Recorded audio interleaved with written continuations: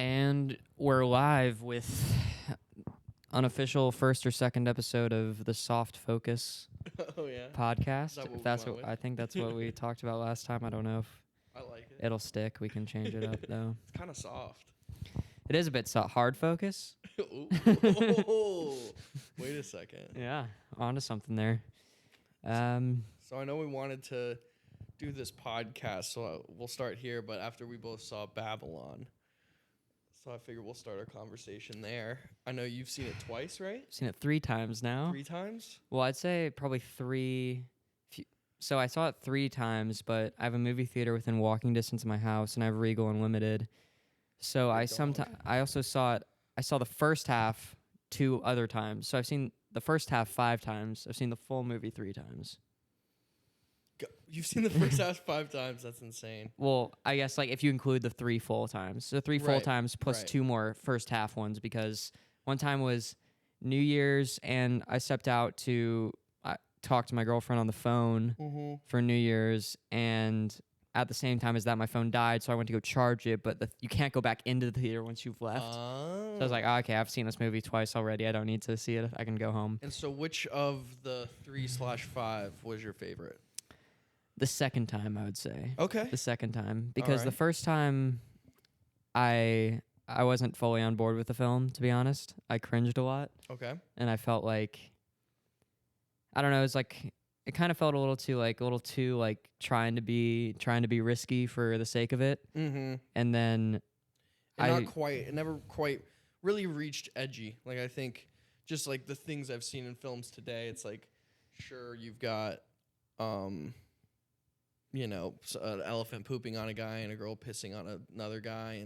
But I don't know. I feel like it wasn't shocking me per se. So, I get what you're saying there. And so it felt like maybe it was trying too hard to do those things and not achieving. If that's what you meant. I actually meant almost like kind of similar, but the opposite in that like it did shock me, but it was almost like too trying to be edgy. It wasn't like cool edgy. Oh. It was like, okay, poop is toilet humor. I feel like is kind of easy, and then the peeing on the guy thing. I was kind of like, you need to build up to this. Yeah. But then It was the cold open. But then the cold open, like it kind of sets you up for the whole movie. So I get it in that respect. And then I kind of accepted all that going into the second time, and I got what he was trying to do. Right. What did you get around the second time? Because I've noticed this for me, like first time watching a movie, I'm like, it used to be like I would watch a movie the first time and that was the best viewing experience, and then it was just worse every time after that. But for whatever reason, I find my first time viewing it not to be what I consider like the real experience of watching it. I once I see it a second time, once you know everything that's gonna happen, is when I feel like that's when I've really seen the movie. So by the time I got my footing with Babylon, I was definitely enjoying it. But sorry, yeah, keep going with your thing. No, I agree, because then you're kind of paying attention to the details. Like we have Longest Yard on the TV right now on mute, and I'm kind of picking up like the shot selections now and stuff. And the first time around, like I didn't really connect with a lot of the characters for whatever reason. Okay. I think I was like too taken out of it by the opening that I was like struggling to. I was so in and out with it. Like I was so like, oh, this is awesome, and then like for example, that final montage, like. The music hits. The music is like this song might be my favorite score of all time. Honestly, I've been listening to it like every day. Wow. But like the music hits, you see the horse running, like the first ever horse running, and I'm like, I'm so in. And then Avatar comes in, and that took me really out of it. Really? Which I don't mind the modern movie thing, but the only modern movies he showed was like the only movies past 1980 he showed were like Terminator 2 and Avatar. So he likes James. Yeah, and I would have been fine with it if he put other movies from the 90s, 2000s, 2010, but he just only chose those, which kind of bothered me. Drop like a Finding Nemo in there. Yeah, I mean, honestly, if you're doing Avatar, you can do anything. Yeah. Like, throw a little, I don't know, like, it's kind of about, like, big filmmaking, so show some, like, Gladiator, some Braveheart, some Star Wars, like, I don't know, do, like, I would have loved to see way more movies. Like, make it a whole thing rather than just these, like, 50s, 60s, 70s Terminator 2 Avatar. Yeah. I will say though, I absolutely loved that for the ending of the movie. Just like Mm-hmm. that montage itself. Like I would definitely see myself just looking that up on YouTube. You know, it's a trend we're noticing with Damien too, is with like La La Land and Yeah. that beautiful montage. And you know, when he wants to leave a movie, and with Whiplash, it's a 10-minute I mean, the ending drumming is. monologue. I mean, I'm thinking about the thought behind it, and I'm thinking, you know, he's like, well, how do I best end a movie? And he's like, if he does something along those lines, you know, it's like that moment. If it lasts 10 minutes, it can exist like almost on its own. Mm-hmm. And I feel like that's a really satisfying way to end a movie, as opposed to like a final just like decision or choice. I agree. So, I really loved it. It made me think of like with Steven Spielberg's movie that was towards film Fablemans. He doesn't end with a montage or anything, but I just loved both those endings because it's just like these little beautiful nods Yeah. to film itself. And they both just really stuck with me. No, yeah. If I had to choose like my favorite between those two, I feel like I have to go with Fablemans. Like Babylon might be my favorite, but Fablemans, I literally like very obviously I'm not Steven Spielberg, but I felt like I was watching myself on screen for 3 hours, so I was just crying the whole time. Like literally the whole film, I was crying. Yeah. It was kind of crazy, like thinking back on that, because I don't think the movie elicits that response from a lot of people. Did you see it once? I saw it twice. When do you think you'll go back to it again? I don't know, because it's same with Babylon. I don't really want to see it not in a theater, kind of. I really liked the theater experience for those, so not for a while at least. Yeah, I don't know when I'll come back to it because it was one of those experiences that felt very similar like the first time I was watching Boyhood, where it was like a film almost like so tailored to me that I kind of recognized that in the moment and was just kind of letting it wash over me and not try to overthink it that much. But yeah, for my money, that Fableman's ending is my favorite ending to a movie of all time. Oh wow, I loved it. Yeah, you did tell me that. That's crazy. It shook me. I think it kind of cemented. I think like because we know it's like Steven Spielberg behind the camera, obviously. Mm-hmm. But I think seeing the camera move almost made it feel like he was in the movie in this weird way. Yeah. Yeah. It was just this perfect way to do it that like I don't know. I feel it's like something I could talk about even for like a minute, but it would almost be useless. It's just because it's so small. Like we're comparing a 10-minute montage to a 3-second like but it's so camera move.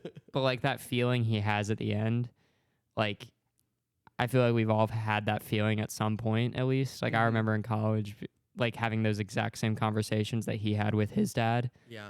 Like I don't know what to do anymore type thing. Like Yeah. I'm not going to be able to do this, and then like one little thing happens and you finally see it's possible. Going back to the Damien thing though. Yeah.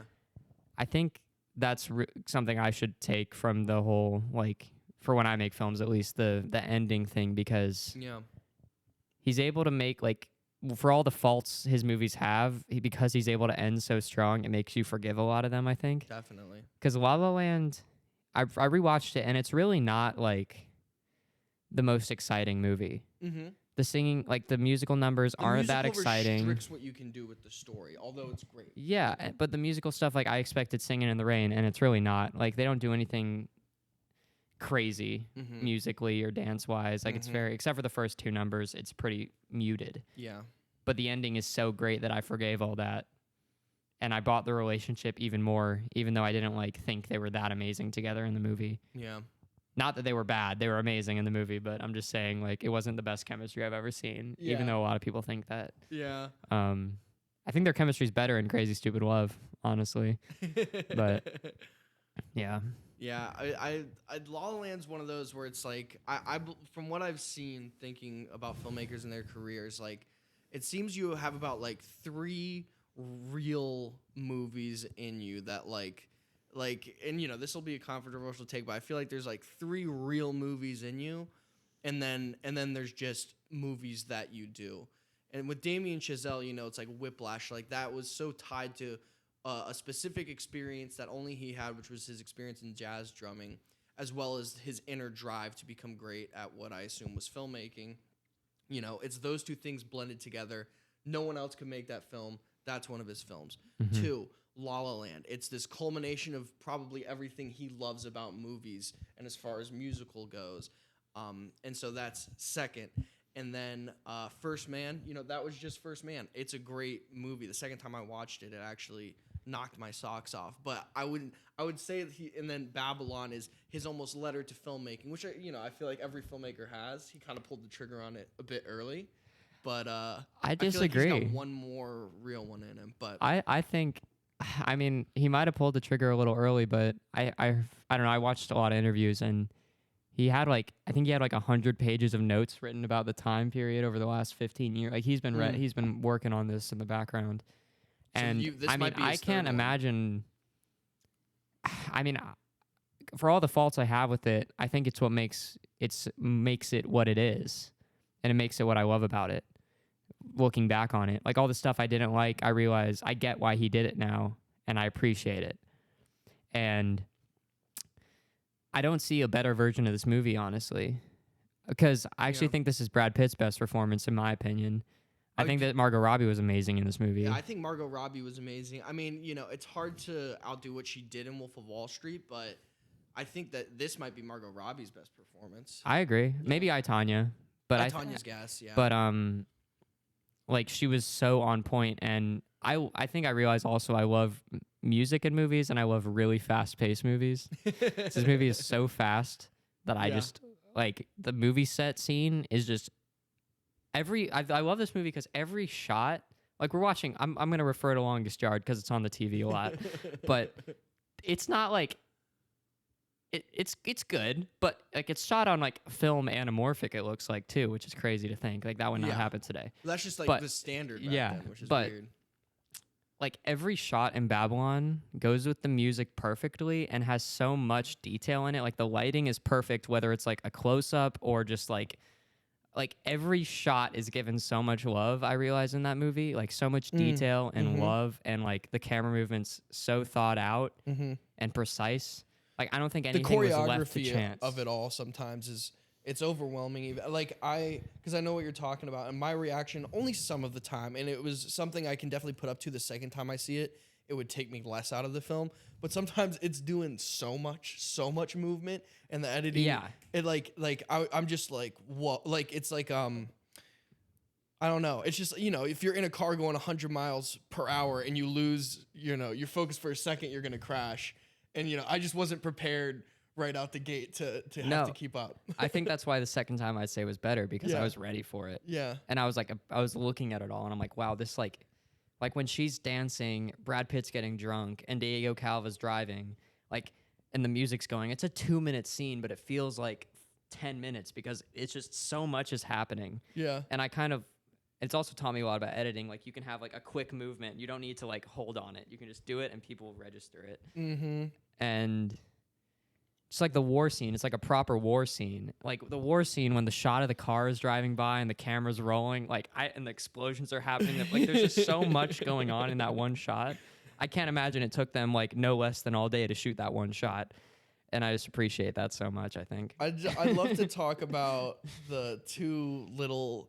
My favorite, because it's a movie about film, I honestly would love to talk to somebody who doesn't know anything about the process of filmmaking to know what they thought. But my two favorite little, almost winks were, and we'll start with this, was the Spike Jonze, German director.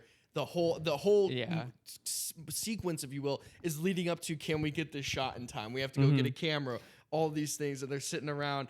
And they're finally getting the shot as the sun's hitting golden hour, and it's great, breathtaking. And then a butterfly comes and lands on his shoulder, and it's the truest thing to film. Yeah, it's when you're getting it exactly, God will just step in and give his sign of approval on it, and it was just I was just that's amazing. It gave me a good feeling. Oh yeah, that shot is so amazing. It's so amazing. My girlfriend brought this up. Tamara, Damien Chazelle put that shot in his final montage to end it. Because that shot's just so good. There's the explosions going off. There's a war scene happening in the background. There's a camera crew shooting this guy with a butterfly on his shoulder, kissing this girl in his mind. And it's just The shot's incredible. It's Brad Pitt's coming off The Hangover, and like you're like, is he gonna be in it for the scene? Like, yeah, like, and he snaps into it. It's so good, and it's like and what it's like. If you're not a filmmaker, you won't get how hard it is to make that shot happen. Yes, like, no, it's a great sign of it's a near impossibility. Like that's what it feels like. Like when I was working on a music video, you know, we were working with people that had never been on a film set before. We had 2 days. It was a 5.5-minute song, add a piano.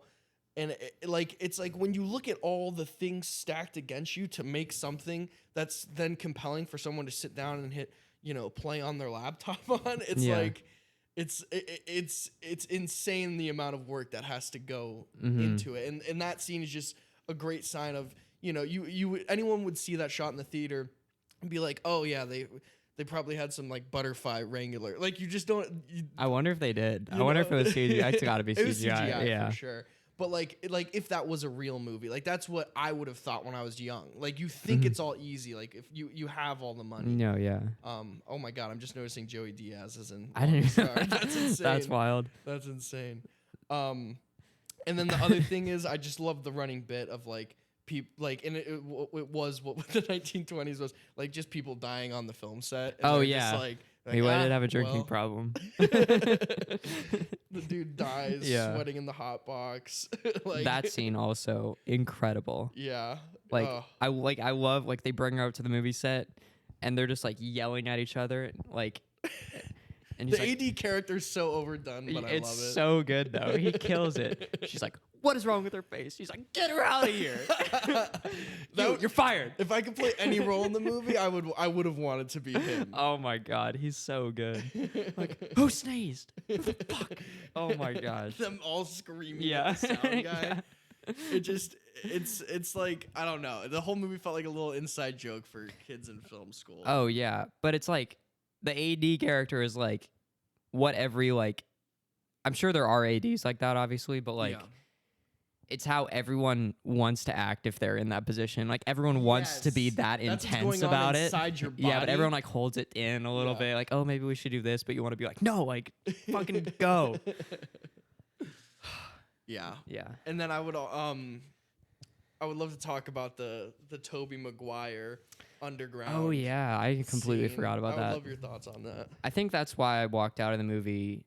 I only saw the first half a couple times because that's where like the most meat I love is in the movie. Because the first when half? she's like when they like convert to talking movies and they're trying to be nice, like it's a good scene, but it's not like why I go to this movie. And then the Tobey Maguire stuff is like the stuff when they're in the underground was kind of wild. Because it's like this underground Los Angeles with drugs and people having really weird types of sex and dressed up really weird with disabilities inbred and people like in chains, and you're just like, what's going on? I guess it's like with Prohibition, when people started doing that, they had to have like all these gangs started to take over and do like their own version of like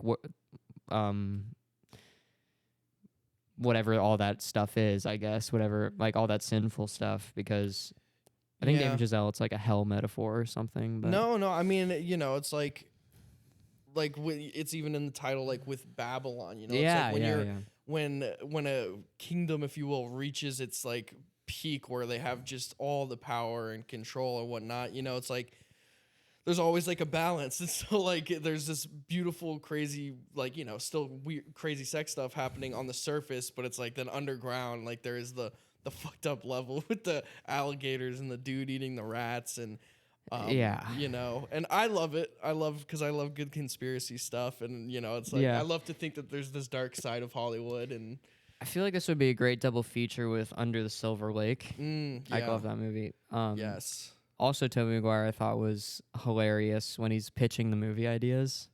Oh, I don't remember, that movie. He's like, so I have some movie ideas myself. You're a movie producer, right? In Babylon, yes. Yeah. And he's like, so there's this 5-year-old prodigy, and he's a genius. But then we find out he's just a midget, and he's 40 years old. The joke's on us. He's like, Yeah. And he was like talking about like some Western hero, and he's like, So a lot of people say he couldn't read. So I say we do do the movie and just have him go full retard. And I don't know. I thought it was so funny. Yeah. Yeah. Good to see Tobey Maguire back. Yeah, I love that sequence when they took us down that road.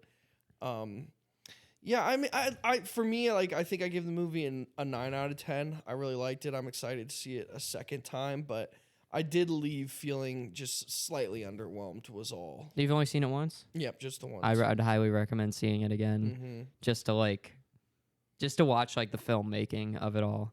Yeah. Because then because I picked up on more stuff I missed, like at the beginning when Gene Smart's character's talking to him and is like, "Oh, let me see the upstairs," and then that guy's like, "Never talk to her," and then he goes like, and then you realize who she is later in the movie. And I like Nelly and Manny's theme a lot. The music is really great, and like that whole like. See, I haven't even got to take notice of the music yet. Oh, you got to. It's so good. And then what else was there? There was something else I was gonna say about. Oh yeah, like I loved. I don't know. I mentioned this on the podcast with my mom, but there's this moment where Brad Pitt is like watching them have the snake fight. There's so much that happens in this movie, and the music. This is right before the talkies take over, right? And there's this moment in his eyes where he's smiling and laughing, like he's having so much fun, and he kind of realizes that this is the end of like the end of the good old days. Yeah. And he's like, once more into the breach, my good friends. And maybe I'm reading way too far into this because like that's not spelled out at all. Yeah. But I saw this as like a moment where he's taking his final like, my life is going to change a lot and I need to just have fun for one more night. Yeah. I don't know, but I saw that in his eyes. So good on you, Brad Pitt. No, yeah. I was just thinking to myself about also how this film is really similar to Singing in the Rain with that transition. Oh, and, yeah. like, saying goodbye. And, you know, like, it's definitely saying heavily inspired. Other things. But, like, that might be one of those other things that I hold against it, where it's like, it's got a great, like, first time trying to use sound on set scene. But, like, it is just, it's another trying to use sound on set scene. You know, I love the conversation that what is it? Her name Kim Cattrall has with Brad Pitt. Gene Smart, I think. That you'll be you'll be. Oh yeah, because that's why I think why I don't know. That's definitely why I do it. I think. Yeah. In this way, yeah. Yeah. But yeah, I liked a lot of it. I definitely do want to see it again. I love a 3-hour movie. We're kind of in this era where we've had a few of these filmmakers pop off, and then they get their chance with a 3-hour movie, and we've seen Damien Chazelle with Babylon. We saw, I guess we didn't see a 3-hour out of Robert Eggers, but he got his $90 million budget for Northman, to go off. And we've got Ari Aster's, what is it, Beau is Afraid coming out soon. And so I'm liking to see what these guys get to do when they have zero control and basically all the money they have all the control and all the money that they want. And so I like Babylon for that. But I also do get, because I would love to talk about its box office performance. Yeah, I was just about to say, I wonder how much La La Land made. Because if La La Land La La Land went insane. Did it? Because if it did well, I can see why 300. Okay, I mean, is my guess. I'm gonna guess. No, I'm probably way 447 million. Yeah, look dang, at that. That's crazy, actually. Yes, sir. But I really wish the reviews are better on Babylon, because I think that's what held a lot of people back. I want to say. Mm-hmm. They saw I was getting bad reviews, and they're like, "Oh, I don't care enough to go see like a Hollywood movie 3 hours with bad reviews." Yeah. Or if it was 2.5 hours, maybe, I don't know. But I think I wish more people saw it. Yeah. I mean, there's things to it too, where it's like, in people's heads, it's going to be really similar to Once Upon a Time in Hollywood, because you think Hollywood and you think Brad Pitt, and like, it's like we see the distinguish, but like, other people are just getting maybe like 3 seconds and they've made up their mind on if they're going to see it or not, Yeah. I mean, I heard a lot of people say, I don't even know what it's about. Like, I didn't want to go see it. I didn't know what it's about. It's like... Yeah. That's another thing, too. It didn't really have a traditional narrative. That was one thing that I've started to notice I do crave out of a movie. For a long time with my films, like, I would want to just sink into a moment and, like, let the moment build the way that the first part... It's basically this moment, this film is a bunch of, like... 30-minute party scene, 30-minute set scene, 30-minute set scene, and like all of these things. And I think, especially for a 3-hour movie, to feel really epic, I love the characters to go through lots of changes and stuff. Yeah, that's over a the good course of point. the They whole didn't film. really.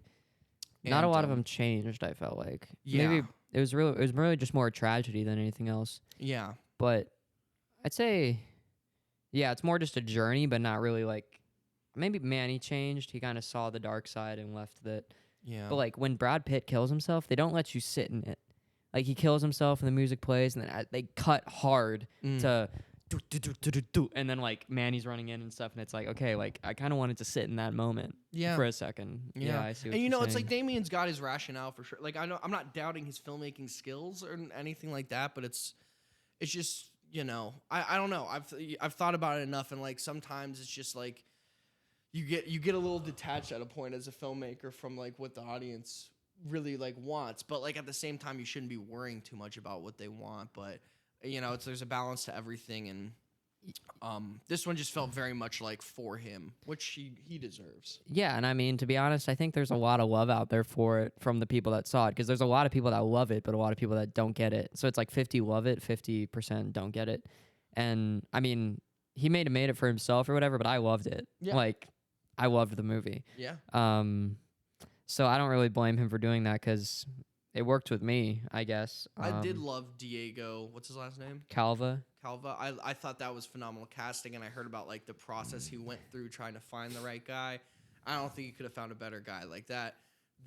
He was one of my favorite pieces of it. Yeah. Like because it's like you're balancing so many things like between acting talent and like screen presence, and I think both of it was absolutely perfect for the character. Yeah, I liked a lot of the casting. Yeah, I think the more I'm thinking about it now, I'm like, I think the biggest thing why it's a 9 out of 10 for me is that what I just talked about, as far as like it's like these. Why it's not a 10 out of 10? Yeah, it's these 30-minute sequences, and for whatever reason, that just didn't resonate with me really. No, I get it, because like there'll be times where we're not even with Manny for like 30 minutes, where he kind of disappears from the movie, and it's instead of it just being his story and his seeing these characters. Like I would honestly say this movie has 3 leads, and it's Manny, Nelly, and Jack, and it's all 3 of them. Yep, just their own stories. Yeah, definitely.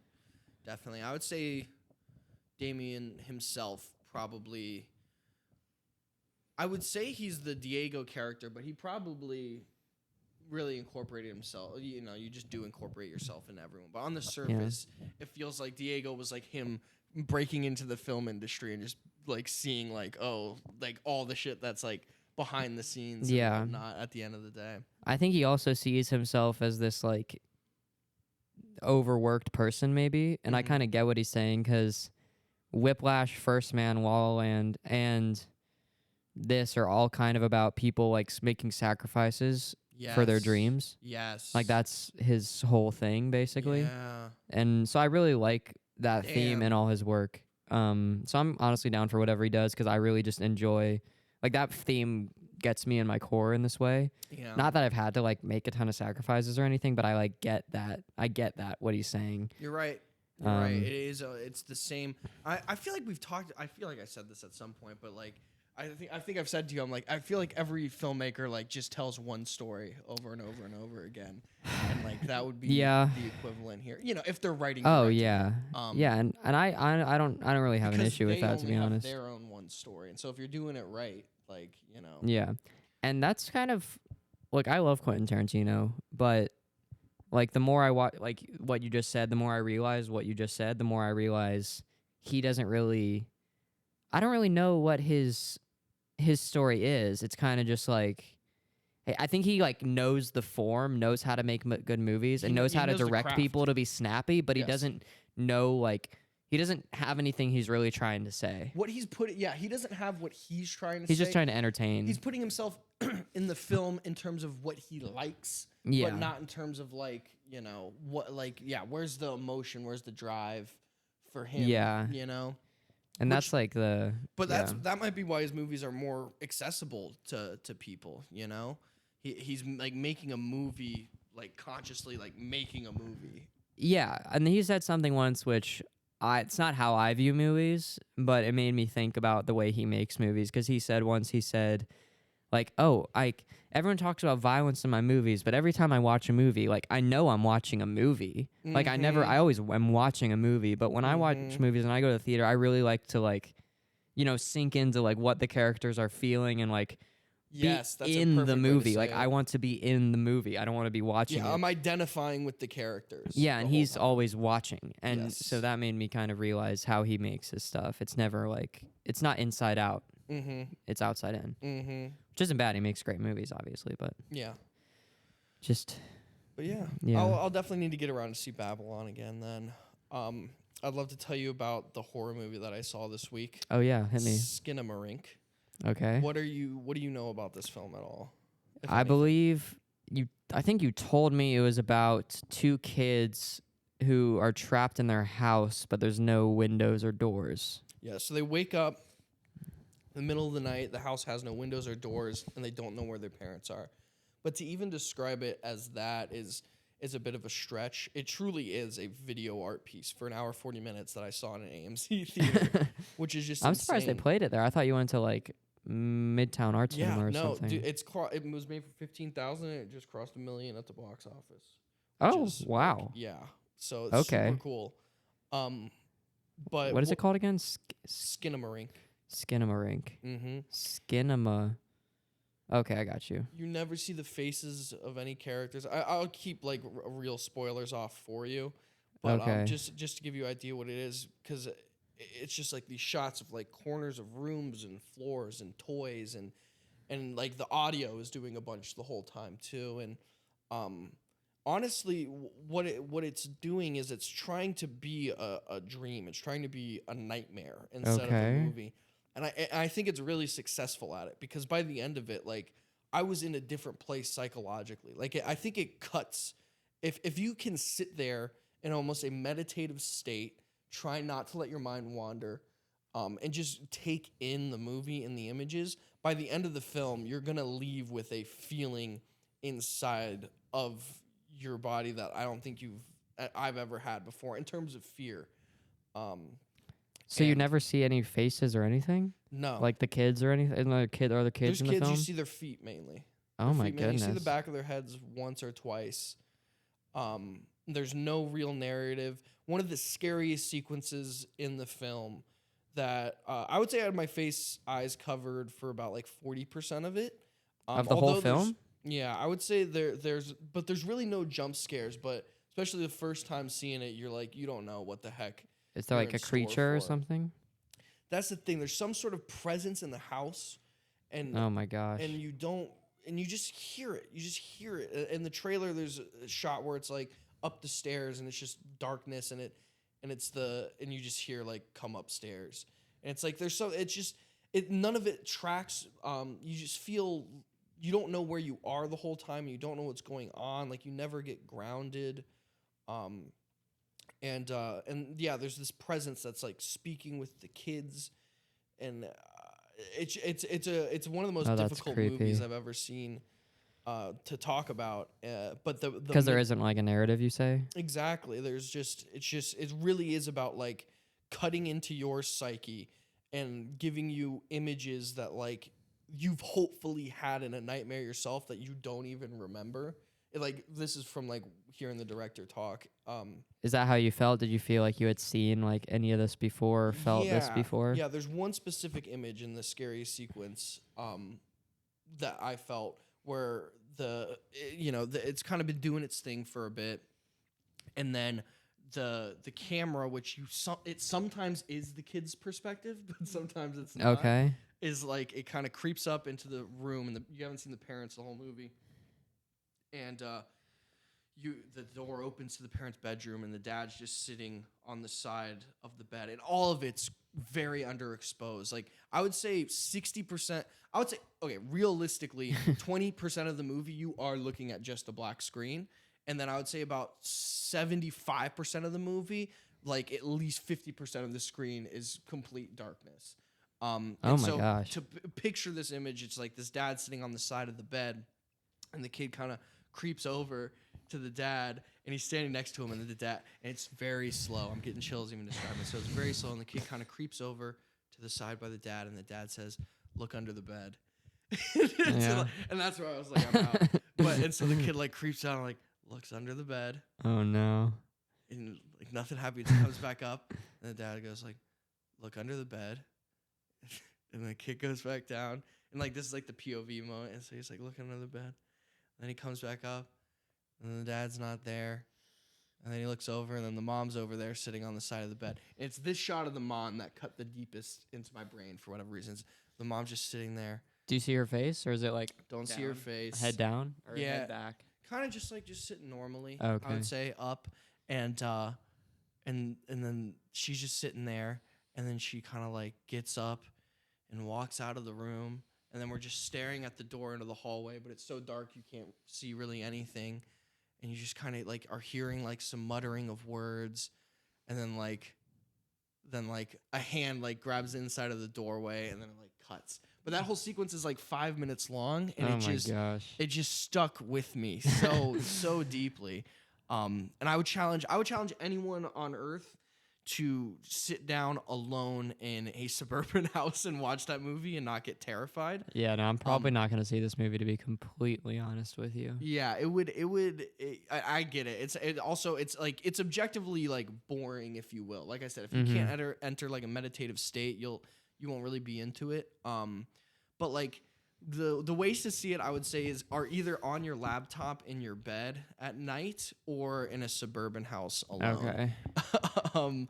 But with all that said, also, and what I love about it, cause like even for me, I'm still like when I'm thinking about movies I want to make, I'm like, what would me as a kid want? This would be the movie where I would be like, if you're like, you're 13, 12 years old, you're like, bro, like I dare you to go like watch this movie and get through it all the way. I don't think a 12-year-old could get all the way through the movie. And there's no like really curse words or anything or violence. So like I think it is R-rated though. Gotcha. But I don't think a 12-year-old could sit through the whole movie alone. Yeah, I definitely could. I probably couldn't. I mean, I could now. Because I'm able to like for horror movies, I watch them. I don't go in them. Yeah. Like You stay in on that the way. surface. Yeah. So I don't know if I could do that, but I could see myself like watching it on my phone or something, like something to really make it not real to me, just so I can appreciate it. Yeah. Also, I'm surprised you don't like. I feel like in high school you were like the horror all the way, but I haven't heard like. I don't feel like you make them or write them anymore. Yeah, well, with horror, it's interesting. I've given a lot of thought, and it's from what I've learned. I was telling my roommate this after seeing the Skinamarink. Not that there's a close tie, but I think horror movies are the hardest movie to make because for a horror movie to not be dog shit, one, like horror being its own genre it's almost its own way of making movie. Like you have to understand suspense in a deep way and lighting in a deep way and like images and makeup in a deep way. So like such a deep way that like I couldn't just pick up tomorrow and do a great horror movie. Like you almost have to dedicate your life to horror to make a great horror movie. That's what I found too. And another thing is the acting too. Like the acting in a horror movie, right? People will roast it. So it's like at this point, it has to be like Oscar-winning level drama to make it believable. And it's actually, it's crazy you say that because it doesn't get like recognized in the same way. It doesn't. Like Hereditary, like people talk about like Toni Collette should have been nominated for an Oscar, and she really should have. Florence Pugh, absolutely. Florence Pugh in Midsommar. Oh yeah, it's like they go to places where they're just like so distraught. Like even I was thinking about this when I saw Scream 5, and this even before Jenna Ortega was like who she is now, which is like huge. But I remember she was in like the opening and she's like sobbing, crawling away from the ghost. And I'm like, she really had to go somewhere to get to that place. Yeah.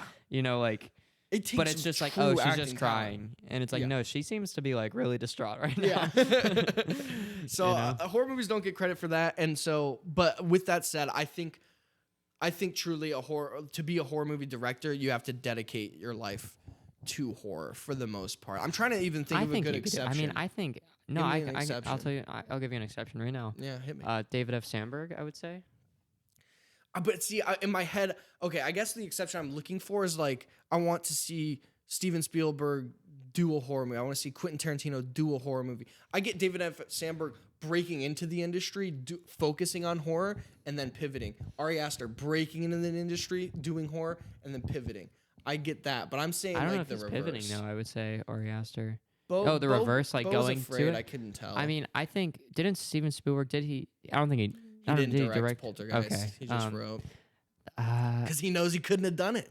He had to get Tobe Hooper, Texas Chainsaw Massacre, to come in and do it. no, I think he could. I just don't think it interests him because I feel like I could do a horror movie, but it's not like something I would want to do. Mm-hmm. Like, because when I've read like horror scripts, it's not like it doesn't like emotionally affect me. Mm-hmm. So it depends what you're after, I guess. Because Yeah. like, I would say slasher movies would be different. I mean something. I don't know. I was watching. So I was watching. would you call Nope a horror movie? Jordan I could see Peele's myself an doing that. He's his own. Jordan Peele's is very cinematic horror. Because like, who are you thinking of? Because like, I'm thinking of like James Wan. Again, James Wan broke in with horror, pivoted to. but he's still action like, I think movies. he's still kind of in that space where he goes back to it every now Yeah, and then. Malignant I didn't love, but Did he direct that? yeah, Oh, okay. he did, which was sick because it came out of nowhere. He wrote Megan, the new one. I mean, who do you consider to be like always on point as horror goes? Because I feel like the people who you're probably thinking of, like Wes Craven, Okay. and like those people, like yeah. maybe I haven't seen enough of the movies to really give an honest like. What do you consider like a great horror movie? I've seen 377 horror movies, and only 13 of them have ever got a 10 out of 10 from me. And I could probably list them all, but I won't. But like The Exorcist, I would say is a great horror movie. Insidious is a great horror movie. So Scream is one of my favorites. The Descent's one of my favorites. But I guess as I'm naming these, like, Neil Marshall did Descent, which I love, but then he went on to do Game of Thrones episodes. It's all these people. I think all the horror movies I love are people that start off horror and then pivot. That's exactly what I'm saying. Is like, it's not that the reason these people make the horror movies isn't because like, oh my gosh, I live and breathe horror, which like. Look, I can get the appeal of horror films. I really do. Yeah. But I think they're all searching for something. Like the only horror movie I think I've seen personally, because I haven't seen a ton, that really made me go, oh, this can be more than just like fun kills and fun this and stuff, is like probably Hereditary. Yeah. Where it's like, oh, this is like a family drama too. And I'm like, I'm so distressed for these people. Where in reality, it usually just feels like these caricatures. Yeah. Like in the movie, and not that that's bad either. I don't like to. I'm not hating on horror, even though it's not like my favorite genre. Yeah. But I think on a low budget, it's a good type of film to prove you know how to make a film.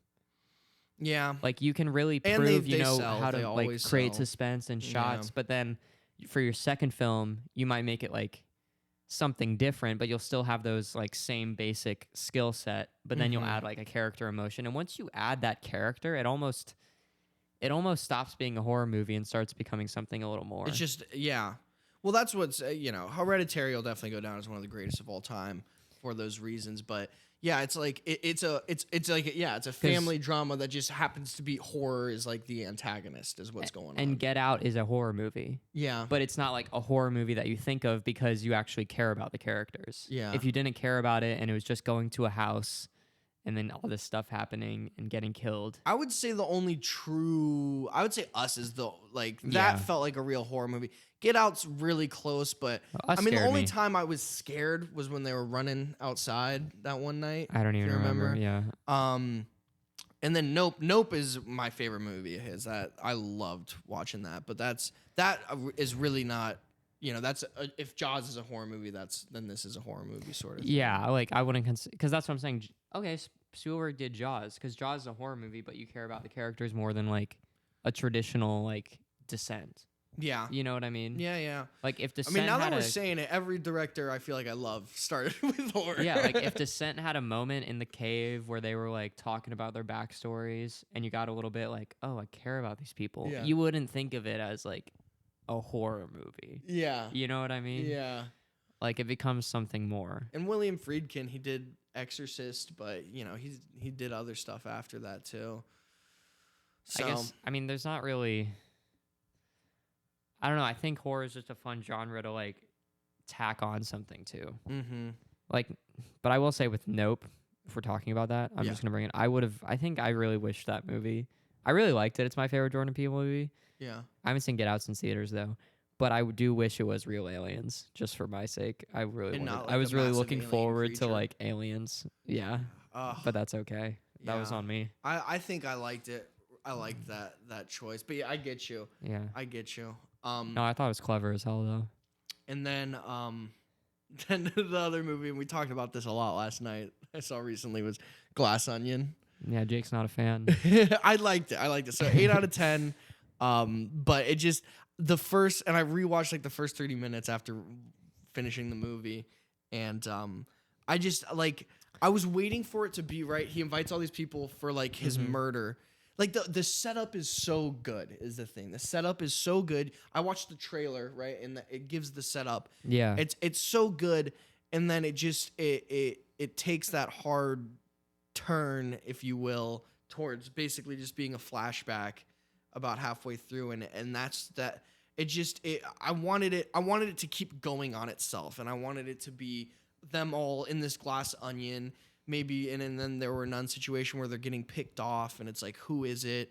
You know, I wanted Ed Norton because, like, he invites everyone there for his murder. I wanted Ed Norton to be the one that actually died, and then they're trying to figure out who did it. Like, but yeah, I don't wanted know. to as well, to be honest with you, but Yeah, that's not what this guy does. I think I just got to accept he doesn't make.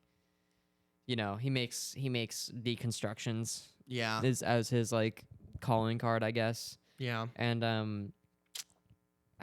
I also I wanted more like in that 30 minutes we spent flashing back.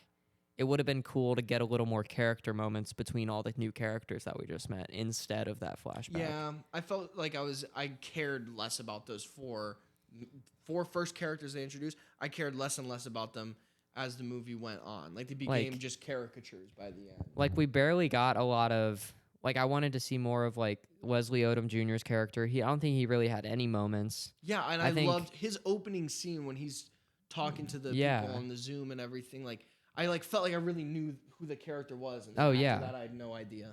Well, it's like him and then what was it?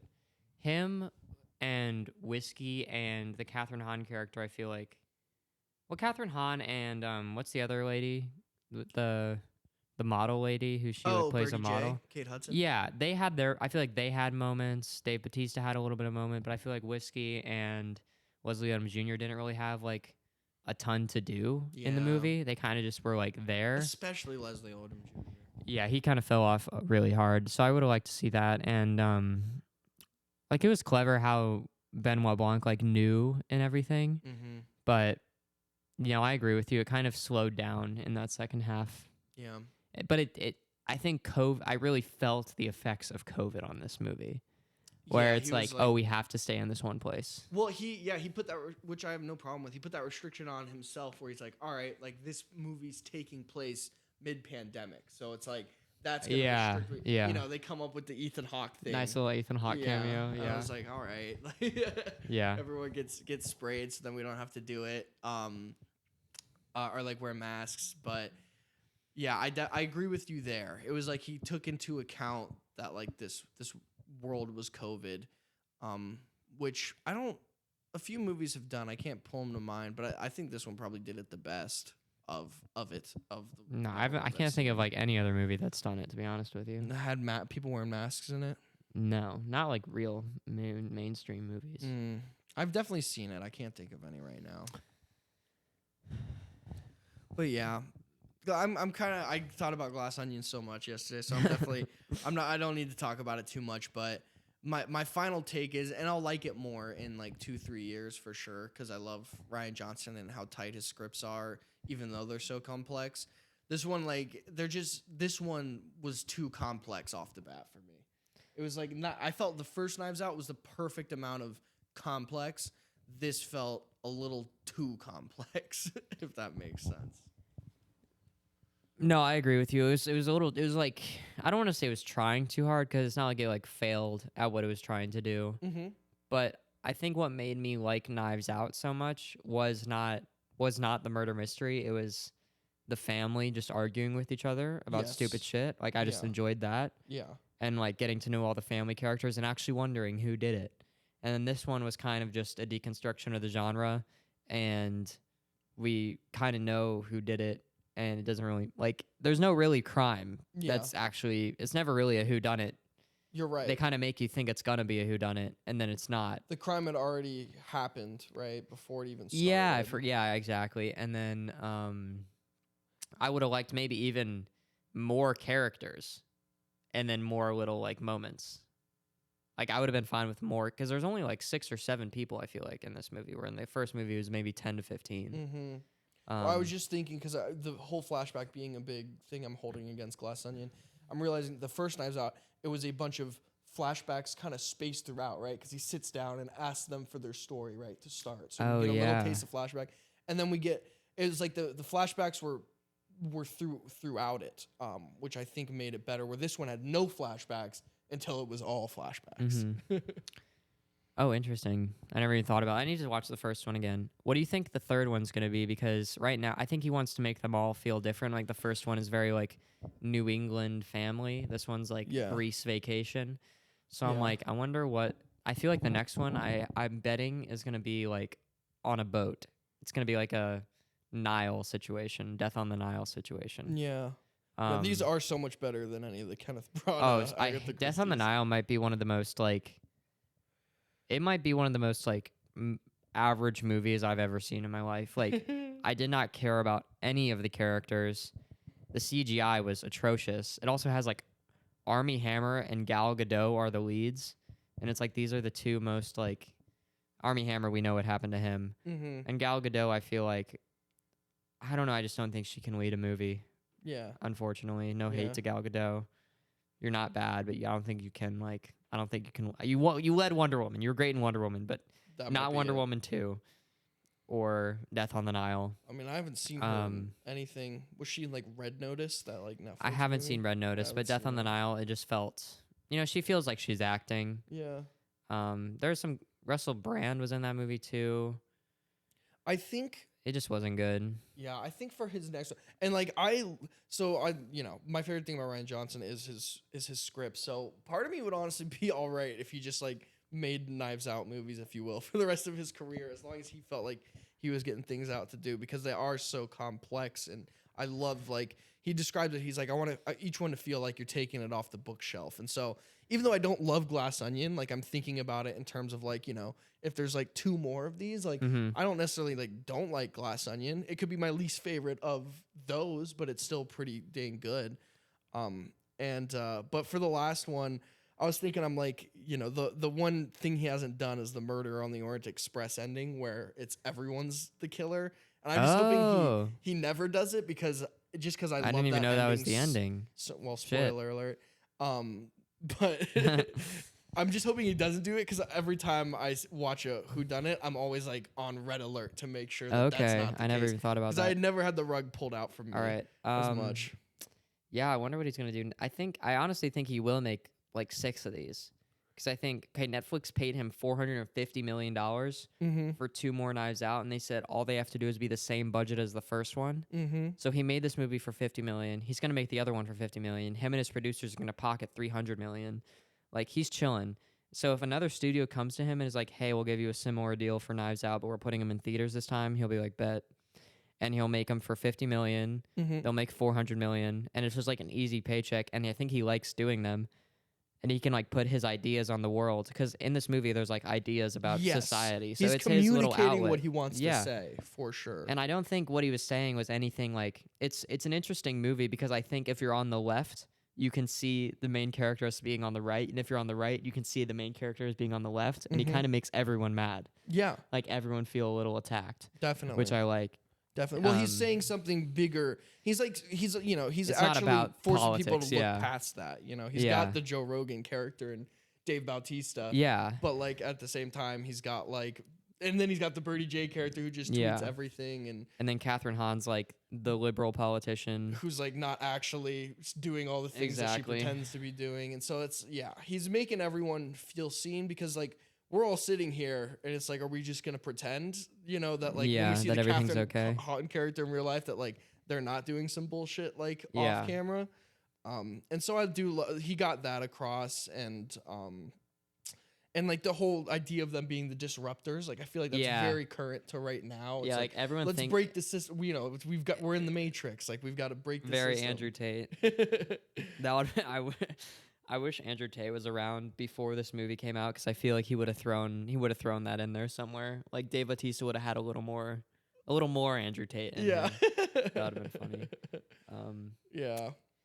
I could see him doing like the next one. I feel like it could be like, I don't know. I just saw Banshees of Inisherin, so I could see it being like an Irish movie or something. I don't know, something like that. A rural town, I'd be A rural into town that. would be Yeah. really cool. I think Yeah. he also just wants to make it places he wants to go. Yeah. Because he's like, when I was writing this, it was COVID, and I was like, yeah, I just really want to be like on an island in Greece. So There I you wrote it go. on an island in Greece. That makes sense. So like, that's awesome that he had, or like in like some like some like Germans cool town or something, like I don't know, something cool like that. I love that. I would Or love Russia that. or China. I don't know, something He really. shows up to a town and like there's some serial killer like picking people off, and it's like a whole town of people that would he's be trying to wild. figure out who the killer Yeah. is. It's, and it goes without saying, but the character of Benoit Blanc and the way Daniel Craig plays him is just that's why I could watch any of these Oh, movies. yeah. It's so good. Like when he's like, it only works with the accent, which I can't do. When he's like Jared Leto's hard kombucha, like that line. Yeah, that made was me laugh yeah. so hard. Or like the Jeremy Renner hot sauce, like Yep. just little stuff. Good for Daniel Craig too, because he was definitely like, when you're done with James Bond, there's that fear that you're gonna be James Bond for the rest of your life, and he immediately got something else that he's now also. Yeah. So he's not gonna be remembered as just James Bond. Like to me, he's more Benoit Blanc than James Bond. Yeah, absolutely. Honestly, Absolutely. like he brought more to that character than he brought to James Bond. Yeah. You know. Yeah. I think he's a phenomenal actor. And so it's good to see him getting this kind of just another really staple character for him. Yeah. Yeah. Good to see him and stuff. Because I don't know what else he'll do. Like this might be his last like big character. I think he's doing something. I don't know. I'm not sure. Like maybe a Guy Ritchie thing, because he was in Layer Cake, which I think was a Guy Ritchie I haven't seen it. joint. No, I think that was Matthew Vaughn's Matthew first film. Vaughn. Yeah, but it's Yeah. very like spy type. It's kind of what got him Mm-hmm. James Bond. I mean, I also think he does more interesting, weirder stuff. I can't remember what else he's done, Yeah. but he does like indie stuff too.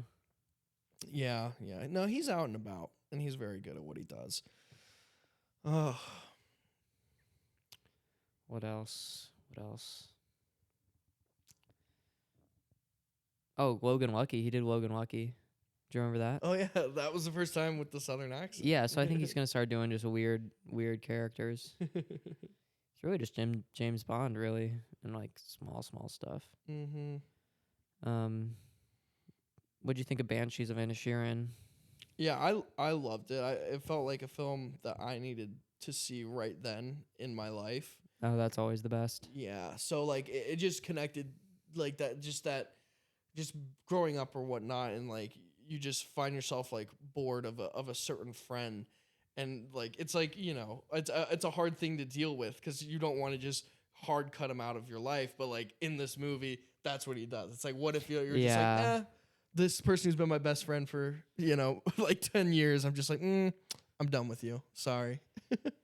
And it's like, damn. And it's just like seeing that go down, but in the funny Irish dialogue way, and it's great acting, great script, great cinematography. I was the biggest shock was the cinematography, because I wasn't expecting. Oh my it to be as gosh! good as I was it like, why didn't anyone tell me it looked like this? I would have seen it way sooner. I would have seen it in theaters too. Yeah, no shit. Yeah. It's beautiful.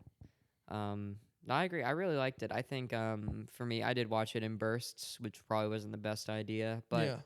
For me, I would have liked a little more clarification, but maybe we got that at the end with the priest asking him about his depression. Yeah.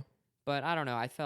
I really liked all the dialogue, but I could see the dialogue. Like it didn't feel. I could see the writer, Mm-hmm. which I don't mind. I enjoy that stuff like a lot. Yeah, I felt like I was But- able to understand what he was trying to say with the film more, and he says it right at the end where it's like, is it Colin Farrell says something along the lines of like, is it worth fighting for, or something, or fighting over or whatnot.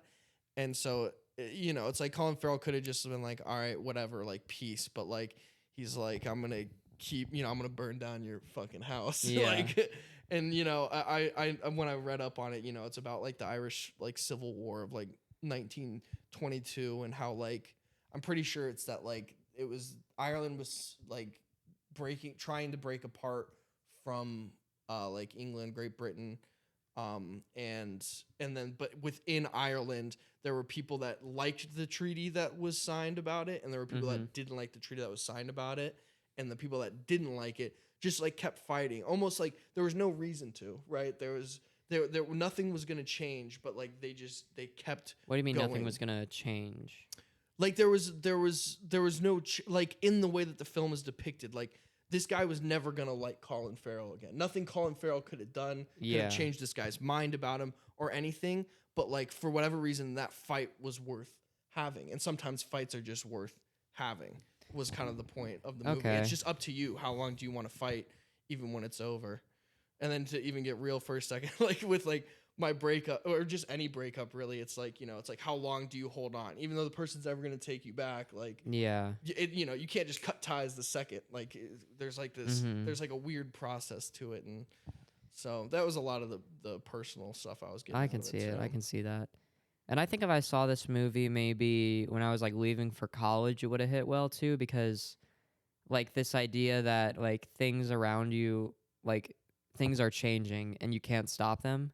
Like his sister leaving and his friend leaving, and it's like, no, you really have to you have to evolve right now because the world is changing around you. Like you can't stop it. Yeah. And the good old days are gone. And yeah. Oh shit. Yeah. This is the heartbreaking moment of Longest Yard. Yeah, damn. I forgot about this. Yeah. That's what I'm saying. These movies, they've got good scripts. Like they're funny, but then like, they got their heart too. Yeah, Chris Rock just died on screen after turning on his radio. All right, we finished talking about Banshees of Inisherin, but the podcast cut out. So now we are back to talking about Jake's 2000th film. Care to explain? 2000 film coming up. Undecided even as we sit here now. I'm gonna let the moment decide. We can talk about it a bit here and see what strikes. Yeah. But yeah, I was saying how tell your Godfather story. Yeah. So I saved Godfather to be my 1000th movie, which I saw senior year of high school on New Year's Eve, and so I guess just doing some quick math here. How many years has it been? It's been About 1, 6. 2, 3, 6. Maybe probably about 6.5. Yeah. 6.5. No, 6 'cause on it the would be money. like- it would 6 be on right the money. Yeah, with where we're at. So Yeah. I would say that's pretty good. It's probably a bit slower than my first 1000 was, because I probably didn't really start watching movies until 7th grade. So that would have been what? That would have been 6 years. Yeah, I guess I'm averaging like 1,000 every 6 years. That's pretty good. That's really good, I'd say. Yeah. That's really good because so last year at South by Southwest, I was able to see like 30 movies. So I'm like, oh, I want to try to get to like 365 this year, and that did not happen at all. And then this In year, 1 year? yeah, I would love to do that, Yeah. But this year, I was like, on January 1st, I saw like 4 the first 4 days. I'm like, I can do this. But I was sick and I wasn't working. Yep. So it was very easy. No. And now it's like, what day is it? It's we're 22 days into the year, and I'm at counting I'm going to start watching silent films to get my numbers up, but I'm at 7. So if I can get to 100, I'll be satisfied, I think. 100 would be solid. Yeah, I have a friend in New York named Danny, and his goal is always 100 every year. And I think he just missed it this year, but I mean, even 100 is pretty difficult. I noticed, and it makes me feel good about myself, but I don't know, I was probably about like 150 this year. I think I average about like 150 a year. I'm sure if we did the math on that checks out. But I'm also I've really tailed off on TV these days. That first 1000, I was knocking out TV shows at the same time. My nights were like watch like 2 episodes of Scrubs, 2 episodes of Psych, an episode of Breaking Bad, and then like watch like 2 movies. That was like my night while I would do homework. And But yeah, so with The Godfather, I was holding it for my 1000th movie, but me and Jonah were in a film class, and they decided to show Godfather. And because classes are only like 50 minutes long, we're watching the movie in 40-minute increments, which also just isn't a good way to watch it. And so I just sat for basically a week in class with my head in the desk, plugging my ears, just keeping myself from watching it so I could have it to be my 1000th movie. And, that's a fun thing to say, but what was interesting is Godfather is one of those movies that it's now a 10 out of 10 for me, but at the time it was just like a simple 9 out of 10. So I expect for today, for 2000, like I don't need it to be, like ideally, right? Like hindsight would be like if I was about to watch Magnolia right now for the first time. Oh, really? Okay. That would be a sick 2000th movie for me, but can't be the case. So my instinct says I want to pick something that's like that, like it's like a classic or like new? Yeah, that has slipped through the cracks. I think that's kind of my modem that I'm going to be going with on my every 1000. It's like, what movie is like probably one of the greatest of all time that just somehow I just have not got to yet? I don't, maybe we could toss around some ideas. Yeah, I'm trying to think. I'm looking through my watch list right now. My main one, since James Cameron, Titanic's my favorite. And what I consider my first wave of loving films. Titanic was my number one movie. And then, of course, I love Avatar as well. But with that said, I've never seen Terminator 2. So I was like, that's on the table for today. But it doesn't feel exactly right for me. I don't think you'd be disappointed. It's very much like an action movie, though. Yeah. I don't know if that's what you're looking for. Or was there a genre I get it. That's the thing. Then the other stuff I was considering was like The Apartment or Roman Holiday. I've never delved into like those sort of movies. What is it? She Likes It Hot. Some Like It Hot. Yeah. I haven't seen a lot of those movies, which I know are known as some of the greatest of all time. There's one movie I've been wanting to see. Spielberg's gonna remake it. Bullet. It's called Bullet. Yeah. I don't know if you've heard of it. Just throwing it out there. But I don't know. I feel like I don't know what to. You want it more drama, right? You want more of like a drama, serious. I'm thinking yes, and I'm thinking definitely like regarded as a great film. Okay, maybe go to I'm pulling up my 3,668 watch list on IMDb right now. I will say what I don't like about Letterboxd sometimes is like, okay, we're at the highest rated movies of all time right now, I think. And like National Theater Live, Prima Facie is the highest rated movie of all time. On Letterboxd? Yeah, and it's like, I get it, but I don't know. Well, what is that My Chemical Go up? Yeah, it's probably like a music video or something, or a concert. Click it for me. Which one? Up a little more? Right there at the... This one? Yep. What is that? Life on the Murder Scene. First live album. So it's just a concert? Well, it might be like, did you see Lemonade by Beyonce? Oh. It's like a whole visual. I wonder if it's like that. I gotta see that. Or like, I guess, I don't know what they count as TV or not. Oh, National Theater Live. Okay. Fleabag. Have you seen this? Yes. Yeah. Okay. Yeah. That movie's Come and wild. see. Yeah, that movie's wild. Parasites, of course, at the top of the Letterboxd list here too. Have you seen what are your thoughts on like foreign stuff? Absolutely in play. Like I see Fanny Alexander there. I've seen it, but I definitely like. I would suggest Good, Bad, and the Ugly, but I haven't seen. We need to see the first two before that. Yeah, I haven't seen those. But that would be like one of those for sure. I've seen One Flew Over the Cuckoo's Nest. I'm on the IMDb version Have you of seen things over here. 8.5? I have. I didn't love it. Okay. Didn't love it. Terminator 2, it's right there. It's the highest rated like IMDb movie that I haven't it's really seen. good. I would be so down to see Terminator 2. It's on the table. I know. Haven't seen Seven Samurai. Ikiru, have not seen. I watched like the first half of Once Upon a Time in the West, so I probably don't want to count that. Yeah, let's not. Let's not. Let's not. Have you seen all of Paul Thomas Anderson's films? Probably. Let me look. Probably. Yeah. I haven't seen Inherent Vice. Have I rated this? Yeah, we're chilling. You better. Oh yeah, did you catch the little Easter egg in Knives Out, Glass Onion? That I read yeah, about yeah, it. he was dressed up as. It's Tom That's Cruise. awesome. I think that again, Magnolia, like what it achieved, is such a great film. You know, it's like again, like that Tom Cruise character, like is like the Andrew Tate, but just like you know what I mean. Like it's like the But you get to angry know white him. man. Yeah, Yeah. yeah. Have you seen Her? Tell me you've seen Her. Oh yeah, love Okay, her. good. I've recently decided my favorite movie. I guess hers The about love in soundtrack to that general. movie is just Oh my unreal. gosh, so good. I appreciate Eternal Sunshine of the Spotless Mind every day a little bit more. I need to rewatch that. It's been since high school, and there's a lot of movies I saw in high school that I think I didn't get Mm-hmm. completely. I hadn't lived enough life. Yeah, yeah. Um, That's why film's great. You can always come back to it. yeah, I haven't seen North by Northwest. I know it'll hit me when I see it. Once Upon a Time in I've America. seen it. It's good, Yeah. but it's not like that. I don't know. Yeah. Have you seen The Fisher King, the Robin Williams one? No, I haven't. I heard this is Terry Gilliam. What else has he done? He's done some stuff. Fear and Loathing in Las Vegas. Oh, Have I've you seen this? it. Yeah. Okay. That's a wild one. One. Did you have that? What was that Spanish teacher that was obsessed with movies?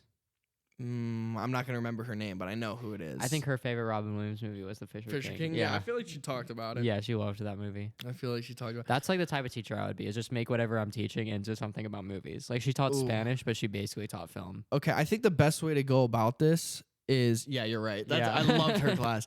I think the best way to go about this is go by the director. And just because I'm looking for like a classic, I would say. Mm-hmm. Right now I'm looking at David Lean. Like I've never seen Bridge on the River Kwai or Dr. Zagava, which I both like are like known as some of the greatest of all time. So like those are definitely on the table for me right now. I'm gonna check out Sidney Lumet next. There's got to be the one that's slipped through the cracks. Have you seen They Kill Horses, Don't They? They shoot horses, don't they? No, I don't know. It's pretty solid. I don't know what that is. Pretty solid. It's about a dance competition, like, and you win money if you drop out. But like, it gets like kind of dark because everyone doesn't want to drop out. Interesting. Or something. Look into that. Have you seen Dog Day Afternoon? Yes, Okay. love that movie. Love that movie. Yeah, I'm looking to see if there's any Sidney Lumet that's. I'm like looking through. Have you seen Darjeeling Limited? I have. Okay. Well, we actually, I remember we watched that together. Love that movie. Yeah. Yeah, I guess I've seen the Sidney Lumets that are the big ones. You said, I don't know why this came to mind. What's the Yorgos Lanthimos movie with Barry Keoghan? Killing of the Sacred Deer. Yeah, I haven't seen that. Neither have I. I haven't seen that. See, it's like if I hadn't seen Chinatown, I'd be like, yeah, let's go Chinatown. Like it's got to be like one of those. Have you seen Trainspotting? We seen saw that together, I think. Yeah, in theaters. Yeah. Have you seen the new Pinocchio? I have. Okay, I have not. I was lukewarm on it. Oh, okay, I was lukewarm. interesting. Or like The Hunt. You want like The Hunt? The Hunt is gas. No, I'm really looking. I think "slip through the cracks" is going to be our main key phrase here. Have you seen like Lawrence Sunset Boulevard? If I hadn't seen, you know what I mean. Lawrence of Arabia. Perfect. Have you seen but it? I have seen. Okay, I have seen. That's why I'm like The Apartment. Maybe isn't a bad choice.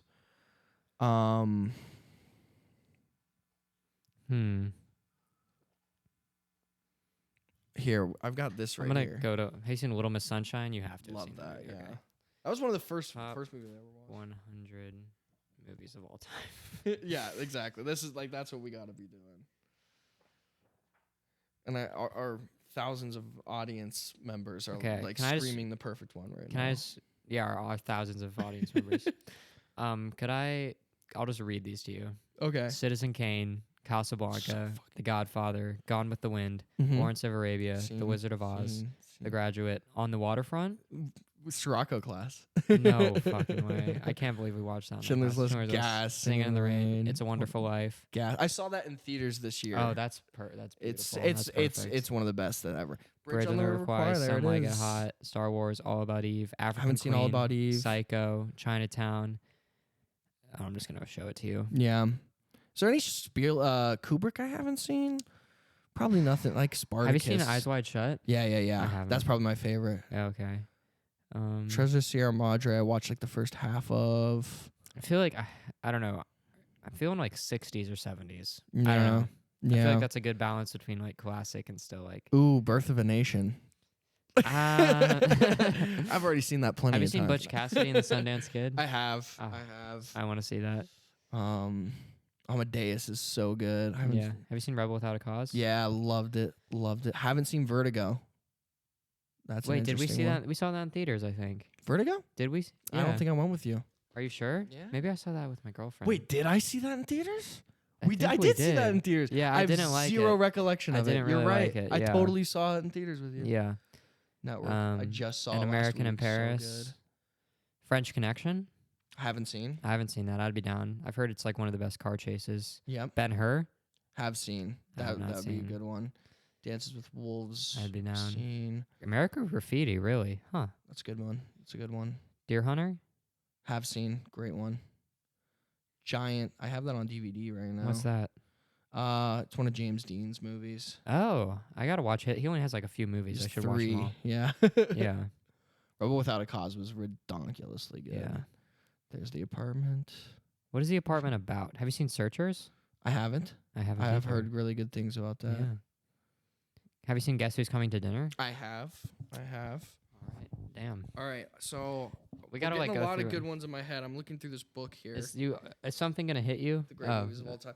It might have already hit I think me. it might. I just gotta make sure here. Hard Day's Night was gas. You've seen The Graduate, right? What's that? You've seen The Graduate? Yeah. I feel like if I went Bridge on River Kwai, people would just like roll their eyes. They're like, all right, whatever, dude. You know what I mean? Like at least Godfather's got some commercial appeal to it. I don't know. Yeah. I feel like it's got to be a balance between classic and commercial. Yes, I don't absolutely. know. That's my no. that's my feeling. We're figuring this out together right now, and I definitely agree with Malcolm you on X. that. I have it on DVD right now. Haven't seen. Spike Lee's probably most. I haven't don't seen know. all his work, so I can't say anything. But it's 3 hours long, so that's pretty. Have cool. you seen all of Tarantino's stuff? Probably have. Yeah, except for Jackie Brown. Kramer could be a good versus watch. Kramer. Loved it. Loved it. Loved it. All right, all the books in this movie. Have you seen The Tree of all the movies in Life? This book. I haven't. I would be interested in that. Interesting movie. Interesting. Very cool Mhm. looking. But Mhm. that's not. That's not. Oh. This is Huh. tough. We just got to make sure we're making the right choice here. Look at Oscar winners. Oh yeah, good call. Good call. Even though I know that's not all what it is. Oscar winners. I could also. I'm also gonna do this. I'm gonna scroll. I did this. So when I knew I was 2 away, on Friday I was like, all right, what's one of the first movies I have on here that on my watch list that I never got to for whatever reason. And the third one on there was Snatch, and I was like, all right, I'll watch Snatch. Was it good? Yeah, it was good. Guy Ritchie's like, Oh, Snatch, the Guy Yeah. Ritchie movie. yeah. I like It's that. cool. It's cool. It's fun, fast paced. Again, complex story. Yeah, but like there's a reason it probably slipped through that long. All right, list order, top down. Nope, other way. Have you seen? I haven't seen Despicable Me 2. That's number one on your watch list. No, number one that I haven't seen is 3 Idiots, which is Oh, I do want to see that. oh. I do really want to see that. It is number one that I just I would haven't totally got be to. down for that. Watchmen was the number one on here for the longest time, and one time I just pulled trigger. Yeah, so it's I not got, bad. I got Watchmen off. Have you it. seen Rain Man? Yeah, I did. I liked it a lot. Have you seen The Aviator, The Royal Tenenbaums, The Pianist, From Dusk Till Dawn, Seen Annie Hall? 12 Monkeys. Yeah, I have seen Annie Hall. I haven't seen Mystic River. Oh, I did see. Yeah. Layer Cake. No. Roadhouse. Midnight Cowboy? Haven't seen. Ooh, that one's good. Hmm. Or actually, you know what? I haven't seen Midnight Cowboy either, but I had to read the script for a class. Oh, really? Yeah, That's so interesting. that could be fun. We said something recently that was pretty good. I wanted to remember. What did we say? I don't know. Is The Apartment something you're like feeling? No, it was like I forget. I just know it'll hit me and I'll be Oh, like, let's do what's it. this? Go to the Sidney Lumet stuff. He might have some. I feel like that would be. I good. did go through them. I think I've seen everything that was like worth checking out. Gosh, this is tough. We also got to pick soon in case it's like a 3-hour one because you got to get yourself home. But if we can do, I mean, that's still fine. We have Yeah. about 30 minutes to choose. Yeah. I'm going through 70s movies. Let's see what's going on. 70s had a lot of good stuff. Have you seen Apocalypse Now? Yes. Okay. Yeah. Great one. Yeah. Maybe there's a Coppola I've missed. Maybe. I've seen. Have you seen Lost in Translation? No, I haven't. Dude, that one would be really good. You like that one? I think you'd like it. It's not Francis though, right? It's Sophia. Yeah. But it's very like, I don't know. I feel like you like movies that are like kind of quiet. It's very quiet dialogue driven. My friend suggested about something. depression and like Yeah. kind of like they kind of have this relationship, but it's never like fully realized. Yeah. I don't know. You got to watch it at some point for sure. My friend said something in high school because I love high school movies, which I was like, that's not a bad idea. Oh, I would be down for like an 80s high school movie for sure. There's one that slipped through the cracks. We're just doing our due diligence right now is all. Yeah, we got. Let me see.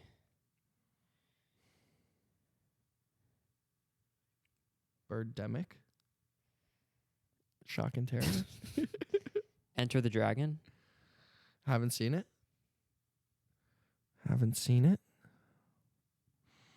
All right, I'm gonna go to this list till 300. Conversation? And then I'm gonna cut myself off. That's the Ford Coppola one I don't think so. Is it? with Gene Hackman. Oh, it is France. Yeah. Yep, I saw it. It's good. Um. It's good. Miller's Crossing. Why do I? Is that yeah? That's Coen Brothers. Look through 80s stuff.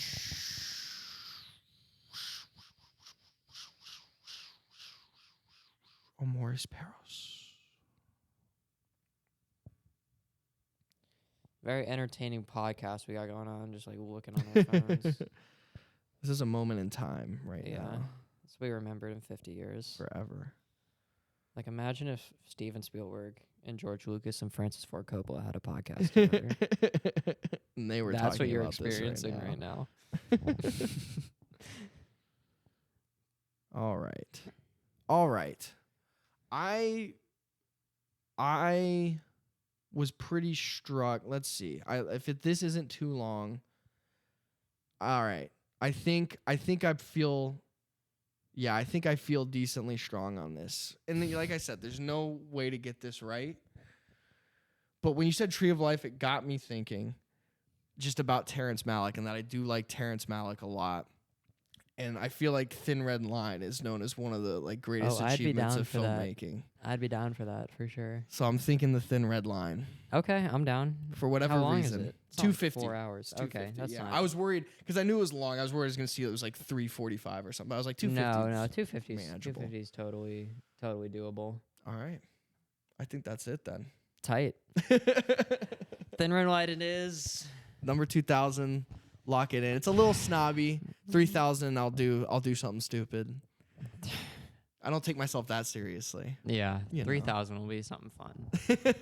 And maybe we'll do my 2000s in like 3 years, whenever that comes about. Yeah. You know what? The thing is, I just want like a job where, like, if we were like professional actors and filmmakers, like the time between movies, like I could just watch like 4 a day. You know, like or 3 a day. Yeah. Like I got home be from all my you morning wanna walk. do. That's all I'm gonna do. Yep. You know, but now it's like, you know, got other things we got to do. Yeah. So one day One day we'll have whatever. What are I you don't at know. right now? Any clue? What's your letterbox Yeah, say? I'm at like 1100 right now. Gotcha. You got a while to go. I might have missed some stuff because I noticed one today I missed. I'm guessing you have so- no idea what your 1000th would have been. No. Or- yeah. I think I remembered, like, I remember watching it, but I don't remember what it was. I guess I could look. Sort just, by just assume that it's that. most recent. Yeah, might as well. when added, newest first. All right, let's do it. But it'll do stuff like this where Did you like The Whale? I wanted to like it more than I liked it. 2.5. So you didn't. I mean, it was a good performance, fine. but that's all I can say about it. Yeah. Say 4 times, so 25. Wait, no. How many movies do I have? So I have It would have been sick 107. It would have been sick to So not see 4, Avatar 2 and then see that in theaters as my 2000s, but too late for that. 17, 18, 19, 20, 21, 22, People on 23, the edge of their 24, seats. 25. And then I think it's this way. Yeah, 1, 2, 3, 4, 5, 6, 7. I think it might have been Knives Out. No way. Yeah. That's what That's what funny. it would be right there. Yeah. Nice. Because this is, or maybe it's this one, Bad Education. What is Bad Edge? Oh, you've talked to me about that one. Wait, That's did funny. I? We'll go with Knives Out. Okay. Let's go with Knives Out. I think it was. This can't be right. This can't be right, actually, because I Yeah. saw Bad Education after Jojo Rabbit for sure. Oh. Like this feels wrong to me. Yeah, see, Why Letterboxd does this to it's me when I also. rated it, I think. Yeah. Because But isn't that Little not when Women you saw it?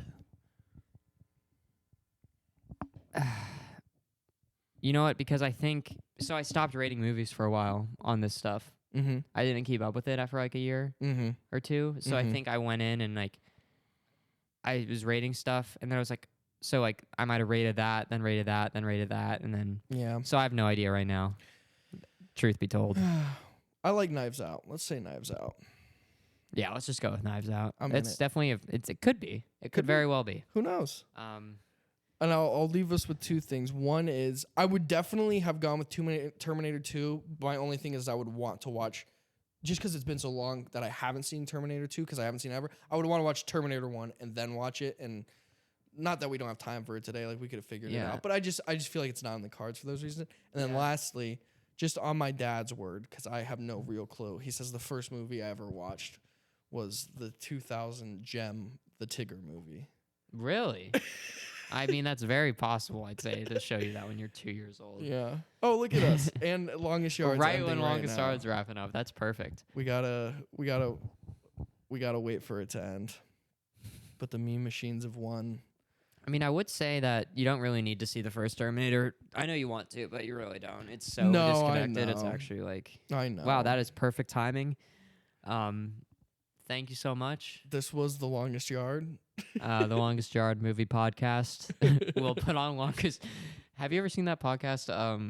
I wish to listen to it every week, but it was called The Worst Idea of All Time. They would watch You told me Grown Ups about it. 2. Or no, they watched Grown Ups 2 every week for a year That's tough. and talked about it. It was hilarious. That is hilarious. We could watch. That would be so fun to do. It would watch be. one shitty movie every If I week had for the a year. time Yeah. and the willpower. 'Cause they came up with stories for all the characters in Yeah. the background. All right.